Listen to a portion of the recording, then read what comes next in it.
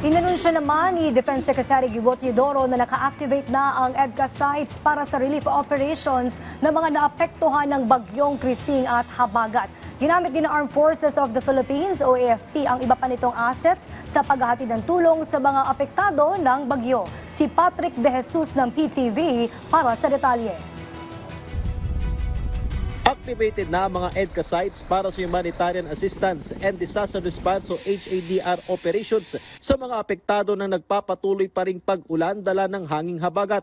Magtutulungan ang mga tropa ng Armed Forces of the Philippines at US Indo-Pacific Command sa paggamit ng 9 na EDCA sites sa Cagayan, Isabela, Nueva Ecija, Palawan, Cebu at Cagayan de Oro.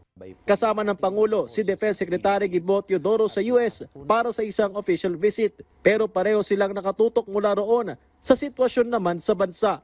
Dahil po ito'y panahon ng tag-ulan, patuloy po itong pag-uugnayan ng dalawang armed force ng Estados Unidos at ng Republika ng Pilipinas at ang iba pa po ang mga kaalyado natin na nasyon upang sa ganon makahatid po ng tulong sa mga nangangailangan at masagip po ang buhay ng mga nangangailangan.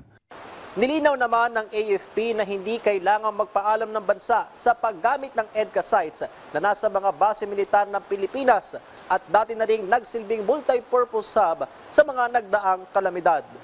We do not seek permission, but we are coordinating. All of the EDCA sites, kung kinakailangan magamit sila, they will be used for that. So they can be used as command and control hubs, they can be used as repacking areas for relief goods, or any other purpose that it may deem necessary to use these EDCA sites. Sa ngayon ay dineploy na ng AFP ang iba pa nitong asset para tumulong sa mga apektado ng bagyo. Ang Philippine Army patuloy ang koordinasyon sa mga lokal na pamahalaan para sa agarang paghahatid ng relief items, gayon din sa road clearing operations at pagsasagawa ng damage assessment. Ang ilang sundalo naman ng Philippine Air Force tumulong sa repacking ng relief packs sa DSWD warehouses at paghahatid ito sa mga evacuation center. Ginamit din ng mga military trucks para naman magbigay ng libreng sakay sa mga stranded na commuter dahil sa matinding pagbaha. Sabi ng AFP, may higit 1,000 pang disaster response team ang naka-standby at 12,000 tauhan sakaling kailanganin habang nakahanda rin ang kanilang land, sea at air asset. HADR is in an interagency effort, no?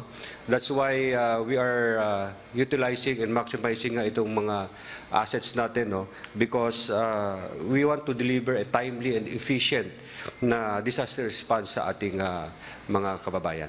Samantala, nakatutok rin ng AFP sa lagay ng mga tropang nakadeploy sa West Philippine Sea na apektado rin ng masamang panahon. Nasa maayos sa mandaw ang kanilang kalagayan at may sapat na supply na pangailangan. The sea has been rough, the winds have been above normal, but the overall condition of the troops, to include those on BRP Sierra Madre, they are safe and they are secured. The supplies are designed to last more than the next story that is scheduled. Patrick De Jesus para sa Pambansang TV sa Bagong Pilipinas.